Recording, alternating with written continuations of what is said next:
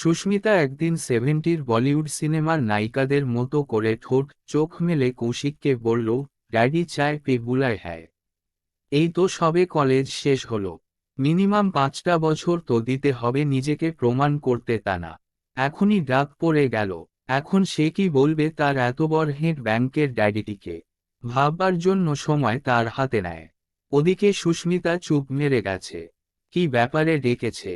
যদি আগেভাগে একটা মিনিমাম সাজেশন পাওয়া যেত, আনসারগুলো ঠিকঠাক প্রিপারেশন করা যেত। সব তাকে গাড্ডায় ফেলানোর কারসাজি। নেহাত ওই পাগলিটাকে মনের খাঁচায় একটু বেশি স্পেস দিয়ে ফেলেছে। না হলে এরকম অত্যাচার সে মোটেও সয় নিত না। এই জন্যই লোকে বলে প্রেমের আঠা নিয়ে বেশি নাড়াচাড়া করতে নেয়। এ যে কাঁঠালের আঠা। তাও যদি গানটা গান্ডুছোদা বন্ধুগুলো কিছুদিন আগে এভাবে বেসুরো গলায় হলেও শোনাতো, এভাবে হাবুডুবু খাওয়ার আগে দুবার ভাবত। এখন এমন অবস্থা, পোস্টে গোল ঠুকে দুহাত তুলে নাচাও যাবে না। যাই হোক, দুরু দুরু বুকেই তার ড্যাডির চোখের সামনে কৌশিক একটা চেয়ারে বসল। চুল গোফ দুটোই তো পেকে গেছে ভদ্রলোকটির, তবু শালা এখনো গোফের ধার কমেনি। দেওয়ালে টাঙানো ওই তলোয়ারের অগ্রভাগের মতোই ছুচালো। যখন তিনি ফাইলের থেকে নজরটা কৌশিকের দিকে ঘোরালেন, কৌশিকের মনে হলো বোধ হয় একটা সিংহ শেষবারের মতো তার শিকারটাকে পর্যবেক্ষণ করছে। এখন কৌশিকের ভগবানকে ডাকা ছাড়া দ্বিতীয় কোনো কাজ নেই। বিদিশার বাবা গম্ভীর গলায় বলে উঠলেন, কি নাম তোমার? কৌশিক ভালো করে ঢোকটা গিলে বলে উঠল, কৌশিক মুখার্জি। কতদিন হলো সুস্মিতার সাথে মিশছ? কৌশিক একবার ব্যালকনির দিকে তাকিয়ে নিল। সুস্মিতা স্টিলের গ্রিলে পাক খেয়ে হাসতে হাসতে ফোনে কথা বলছে। কি অদ্ভুত মেয়ে মাইরি, সিংহের সামনে টেনে এনে আর পা নাচিয়ে মজা চাচ্ছে। কৌশিক বুঝে গেল, এই যুদ্ধটা তাকে একাই লড়তে হবে। সুতরাং গলা ঝেড়ে জবাব দিল, এই বছর চারেকের মতো। ওর ড্যাডি আবার কাজে ঢুবে গেলেন। এবার বন্ধ করতে হবে। আচ্ছা, মুশকিল তো। অক্সিজেন ছাড়া পৃথিবীতে কোন জীব বাঁচতে পারে? এত বড় জ্ঞানী মানুষ হয়ে এই সামান্য বোধটুকুও নেয়। কৌশিক বলে উঠল, কেন স্যার? কি করো তুমি? করি না, তবে অবশ্যই কিছু একটা করব। এই তো সবে পড়াশুনোটা শেষ করলাম। আবার সেই তীক্ষ্ণ দৃষ্টিতে কৌশিকের দিকে তাকিয়ে বলে উঠলেন, তোমার হাতে 6 মাস সময় আছে কিছু করে দেখানোর। যদি সেরকম কিছু করতে পারো তবেই সুস্মিতাকে নিয়ে স্বপ্ন দেখো, তার আগে না। কৌশিক উত্তরটা বুঝতে পেরেও আর একবার কনফার্ম করার উদ্দেশ্যে বলে উঠল, ঠিক বুঝলাম না স্যার। তার ড্যাডি এবার ফাইল গুছিয়ে উঠে পড়লেন। যেতে যেতে বলে গেলেন, ফার্স্ট ক্লাস পাওয়া ছেলেরা তো ব্রিলিয়ান্ট হয় শুনেছি। তুমি তো দেখছি বেশ কাঁচা। আমরা আজ লন্ডনে যাচ্ছি সকলে মিলে। 6 মাস বাদে ফিরব। এসেই সুস্মিতার বিয়ের ব্যাপারে ফাইনালি কথা হবে। ও তো আমার একমাত্র সন্তান। আর আমার প্রপার্টি তো সব উইল করে রেখেছি। চ্যারিটেবল ট্রাস্টে ডোনেট করা হবে। সুতরাং মেয়েকে তো আর যার তার হাতে সঁপে দিতে পারি না। আশা করি বুঝতে পেরেছ। এবার আসতে পারো। ওর ড্যাডি চলে যাওয়ার পর করুণ চোখে কৌশিক একবার রঙিন ব্যালকনিটার দিকে শেষবারের মতো তাকালো। সেখান থেকে তার মনের প্রজাপতিটিও ডানা মেলে সবকিছু ফ্যাকাশে করে উড়ে গেছে। এত বড় কঠিন শাস্তি, ভেতরে ঢোকার আর সাহস করতে পারল না। তাই সুস্মিতাকে ফোনেই ট্রাই করতে লাগলো। ওদিকের ফোন সুইচ অফ। সেই ফোন চালু হলো গিয়ে ইংল্যান্ডের মাটিতে। সুস্মিতা এই কলটা করল। হ্যালো ডার্লিং, কেমন আছো? এদিকে কৌশিক বাথরুমে হালকা হতে ঢুকেছে। সবে প্রথম ধাপের লোডটা মুক্তি পেয়েছে। এই অবস্থায় আর যাই হোক কথা বলতে ইচ্ছে করে না। কৌশিক জ্ঞানশূন্য অবস্থায় কই মাছের মতো লাফিয়ে উঠল, আরে বিদি, তুমি ভুলে যাওনি তাহলে? জানি রাগ করেছ, ছাড়ো সেসব কথা। বলো কোথায় আছো? এখন কি করা হচ্ছে? বাথরুমে বসে মলত্যাগ করছি। ইয়ার্কি মেরো না প্লিজ ডার্লিং। আমি খুব টেনশন ফিল করছি। সে তুমি যাই ফিল করো, আমি তো আর মিথ্যে বলতে পারি না তোমাকে। তাই আপাতত যা করছি তাই বললাম। তবে এখান থেকে বেরিয়ে আজ এক জায়গায় কাজে জয়েন করার আছে। ও প্রান্তে সুস্মিতা উৎসাহিত ভাবে বলে উঠল, রিয়েলি? দুদিনের মধ্যেই চাকরি জুটে গেল বুঝি? আরে বিদি, এ চাকরি নয়, এ হলো কাজ, যা আর 5টা হতভাগা ছেলে বেঁচে থাকার জন্য করে। আমার তো আবার আরো ডেঞ্জারাস অবস্থা। শুধু একা বাঁচলে হবে না, সাথে তোমাকেও রাখতে হবে। এখন ঢুকছি ডেলিভারি ম্যান হিসেবে, ভালো সার্ভিস দেখিয়ে 6 মাসের আগেই একটা পিৎজা আউটলেটের ব্রাঞ্চ ম্যানেজার হয়ে যাব। কি বলো সুমি, পারবো? না, of course darling, best of luck. দিন 5 পর কৌশিক একটা অর্ডারের ডেলিভারি দিতে শরৎ বোস রোডে যাচ্ছে। সময় দেওয়া আছে 13 মিনিট। মর্নিং 10 o'clock এমন জমকালো বস্তুটি কার উদর ঠান্ডা করবে? কৌশিকের সবথেকে বেশি আগ্রহ ওই স্থলহস্তির একবার দর্শন লাভ করা। নিশ্চয়ই পাঞ্জাবি কেউ হবে। এই সময় সিগন্যাল সময়গুলো বেশি খেয়ে নেই। পাশ কাটিয়ে বাইকটা একদম রাস্তার ধারে নিয়ে গেল। সবুজ আলোটা দেখামাত্রই সা করে ফাঁকে বেরিয়ে যাবে। এদিকে আলো জ্বলে উঠেছে। একটি মহিলার চিৎকার ভেসে এলো। একজন যুবক মহিলাটির গলা থেকে সোনার হারটা টান মেরে ছিঁড়ে দৌড়ে পালাচ্ছে। মহিলাটি প্রেগনেন্ট, হয়তো কারো অপেক্ষায় দাঁড়িয়েছিলেন। শালা লোফার বেটাও মোকায় ছিল। এখানে আবার কোনো ট্রাফিক পুলিশও নেই। অটোমেটিক সিগন্যালয়ের এই এক ঝামেলা। অগত্যা বাইকটা কোনোরকমে দাঁড় করিয়ে তাকেই ছুটতে হলো। মিনিট 10 লাগলো ওর ঘাড়টা শক্ত করে ধরে আনতে। ছেলেটা তো এসেই মহিলার পায়ে ষষ্ঠাঙ্গে প্রণিপাত করে বলে উঠল, বাঁচান দিদি, দয়া করে পুলিশে দেবেন না, মায়ের শরীর খারাপ, হাতে টাকা নেই, কেউ ভিক্ষাও দিচ্ছে না, তাই বাধ্য হয়ে এসব করছি, আমায় ক্ষমা করুন, আর কখনো এসব করব না। মহিলাটি হারখানা পেয়েই তো হাসতে শুরু করেছেন। বলে দিলেন, আমি আমার জিনিস পেয়ে গেছি, ব্যাস, এবার তুমি ভাই যেখানে খুশি যেতে পারো, নো টেনশন। ছেলেটা চোখ দুটো মুছে চলেই যাচ্ছিল। হঠাৎ কৌশিক তাকে ডাকলো, এই শোনো। ছেলেটা হাতজোড় করে দাঁড়ালো। কৌশিক কয়েকটা 100 টাকার নোট ওকে দিয়ে বলল, আমার তরফ থেকে এটা তোমার মায়ের চিকিৎসার জন্য। আশীর্বাদ দিতে বলো, যেন তাড়াতাড়ি প্রমোশনটা হয়ে যায়। তখনই কৌশিকের মনে পড়ে গেল, সে একজন পিৎজা ডেলিভারি ম্যান। হাতে মাত্র 15 মিনিট ছিল। তাকে ঠিকানায় পৌঁছতে হতো। বাইক স্টার্ট করতে গিয়ে দেখে ওর অর্ডার করা পিৎজা মহিলাটি প্রায় শেষ করে ফেলেছেন।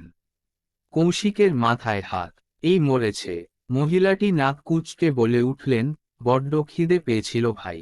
ডাক্তার এই সময় খালি পেটে থাকতে একদম মানা করেছেন। ভেতরেও তো একজন আছে, অন্তত তার কথা ভেবে ক্ষমা করে দাও। তুমি বরং দাম যা নিয়ে নাও।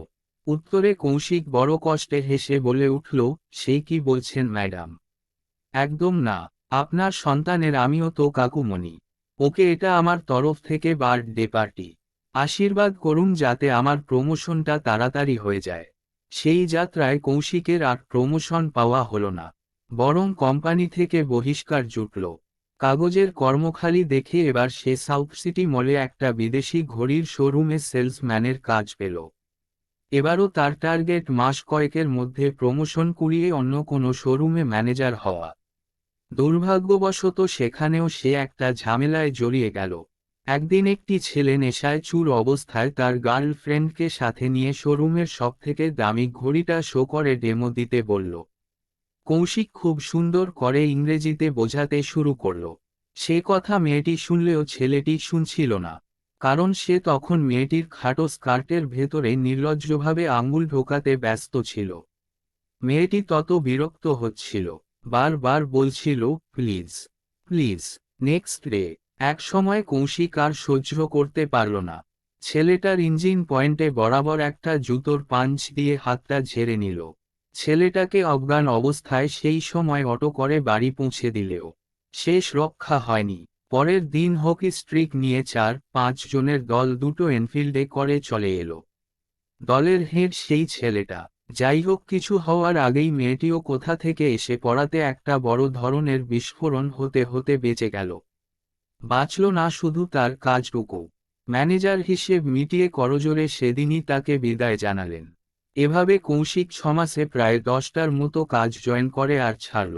প্রত্যেক জায়গা থেকে সে তার সততার গুণের জন্য ছাড়তে বাধ্য হয়েছে। এটা আজকাল যুগে ওর সবথেকে বড় উইক পয়েন্ট। অন্যায়ের প্রতিবাদ করা এবং অসহায়কে সাহায্য করতে যাওয়া। সে চোখ বুজে থাকতে পারে না, আর অনুকূল পরিস্থিতিতে গা ভাসিয়ে স্থির থাকতেও পারে না। তাই আর প্রমোশন পাওয়া হলো না। এদিকে বিদেশের কাজ সম্পন্ন করে কলকাতার মাটি ছুঁয়ে ফেলল সুস্মিতারা। আবার ডাক পড়ল কৌশিকের। সে তো জেনেই গেছে এরপর কি হবে, তাই আজকাল সুস্মিতার ফোন ধরাও কমিয়ে দিয়েছে। তবু মনটাকে কিছুতেই বোঝাতে পারছে না। তার মন তো সুস্মিতা ছাড়া অন্য কারু নামই জানে না। শত অনুরোধেও ভোলেনি, তাই আজ মুখোমুখি শেষ বোঝাপড়াটা করার জন্যই তার আশা। না হলে সে আসতই না। যখন তার যোগ্যতা নেই, তখন সে ছিনিয়ে নিতে পারে না। সত্যি তো একজন অবস্থাপন্ন বাবা কেন তার মেয়েকে জেনেশুনে একজন অযোগ্য ছেলের হাতে তুলে দেবেন? কষ্ট হলেও তাকে মেনে নিতেই হবে। তা বলে নিজের ভালোবাসাকে বাঁচানোর জন্য শত অন্যায়ের বিষ পান করে চুপচাপ বিবেকের মৃত্যু দেখবে? এমনটাও সে পারবে না। একজন সত্যিকার প্রেমিক হওয়ার আগে সে একজন সত্যিকার মানুষ হতে চাই। শত অন্যায় চোখের সামনে ঘটতে দেখেও নিজেকে সেসব থেকে দূরে সরিয়ে রাখাটা একজন মানুষের কর্তব্যে পড়ে না। সুস্মিতার ড্যাডি একই রকম ফাইলের গোছা নিয়ে বসে রয়েছেন। আজ আর কৌশিকের মনে ভয়, সংশয় কোনোটাই নাই। তিনি ঘাড় নিচু অবস্থাতেই কৌশিকের উদ্দেশ্যে বললেন, প্রমাণ করতে পেরেছ নিজেকে? Yes sir. Very good. কত ব্যালেন্স জমা করেছ? 1018 রুপিজ অনলি। তিনি অল্প আওয়াজ করে হেসে উঠলেন, এই দিয়ে দুজনার চলবে। আপাতত এটা আপনি আপনার ডোনেট রাশির সাথে জুড়ে নিন স্যার। জীবনের প্রথম ঘাম ঝরার সঞ্চয় রাশি। আমি দান করতে চাই স্যার। এরপর যদি বিশ্বাস করে সুস্মিতাকে আমার হাতে তুলে দেন, আমি কথা দিচ্ছি স্যার, ওকে কোনোদিন ভালোবাসার অভাব হতে দেব না। সৎভাবে উপার্জন করে দুটো পেট চালিয়ে নিতে পারব। সুস্মিতার ড্যাডি এবার ফাইলটা কৌশিকের দিকে বাড়িয়ে বলে উঠলেন, নিচে সাইনটা করে দাও। কৌশিক পড়ে দেখল, 7 অ্যাঞ্জেল ইন্দো এশিয়ান চ্যারিটেবল ট্রাস্টের ওনার কপি। কৌশিক অবাক হয়ে জানতে চাইল, আপনার বোধ হয় কোথাও ভুল হচ্ছে। এখানে আমার সাইন হবে না। ওখানে যিনি ট্রাস্ট দেখাশুনো করবেন। আমাকে দেখে কি তোমার মনে হয় আমি কোনো ভুল করছি? কিন্তু আগে সাইনটা করো। পরে কিন্তুটা শুনছি। সাইন শেষে ফাইলটা টেনে গুটিয়ে রেখে সুস্মিতার ড্যাডি চোখ থেকে চশমাটা গুটিয়ে খাপে ভরে বলে উঠলেন, এসো আমার সঙ্গে ভেতরে। একসাথে বসে একটা মুভি দেখব। সুস্মিতা, তার ড্যাডি এবং কৌশিক পাশাপাশি সোফায় বসে পড়লেন। তাদের সামনে একটা সাদা পর্দা টাঙানো রয়েছে। সুস্মিতার হাতে রিমোট। সুইচ টিপল। মুভির কটা সিন যেতেই কৌশিক চমকে উঠল। এত তার বিগত 6 মাসের কার্যকলাপগুলো। এ তো সবকিছু তার সাথে ঘটে যাওয়া ঘটনাগুলো। সেই পিৎজা সেন্টার থেকে শুরু করে showroom, transport company, door to door. মুভিটা শেষ হওয়ার পর সুস্মিতার ড্যাডি বলে উঠলেন, সুস্মিতা একদিন আমায় বলেছিল, তুমি অত্যন্ত সৎ ছেলে, তাই তোমাকেই সে বিয়ে করবে। আমি তার কথা মতো তোমাকে পরীক্ষা করতে চেয়েছিলাম, তুমি সত্যি সত্যিই সৎ কিনা জানার জন্য। তাই ইংল্যান্ড যাওয়ার নাটকটা করতে হয়েছিল। আসলে আমার লোকজনই তোমার সামনে ওই অভিনয়গুলো আমার কথা মতো করেছিল। আর আমার লোকই ঘটনাগুলো আড়ালে থেকে শ্যুট করেছিল। হয়তো ভাবতে পারো, শুটিং তোলার কি দরকার ছিল? আমি বলছি, দরকার ছিল। কারণ আজকালকার যুগে এরকম একটা ছেলে পৃথিবীতে আজও বেঁচে আছে। এটা আমি এবং সুস্মিতা মানলেও চ্যারিটির অন্যান্য সদস্যগণ সেটা মানতে চাইতেন না। মুভিটা তারাও লাইভ টেলিকাস্টের মাধ্যমে প্রত্যক্ষ করে অবাক হয়ে গেছেন। তাই এই সিদ্ধান্ত নেওয়া হয়েছে। এই চ্যারিটি চালানোর জন্য আমরা সবাই একজন সৎ এবং উদ্যমী ছেলেকে খুঁজছিলাম। একসঙ্গে দুটো কাজ সম্পন্ন হয়ে যাবে, ভাবিনি।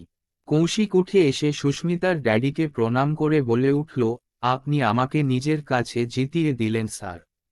আমি তো ভেবেছিলাম আমার সততা বোধ হয় আমার সবথেকে বড় দুর্বলতা। আজ মনে হচ্ছে কথাটা মিথ্যে। সত্যের জয় সব সময় হয়। শুধু তার উপর ধৈর্য এবং বিশ্বাস অটুট রাখতে হয়। সমাপ্ত।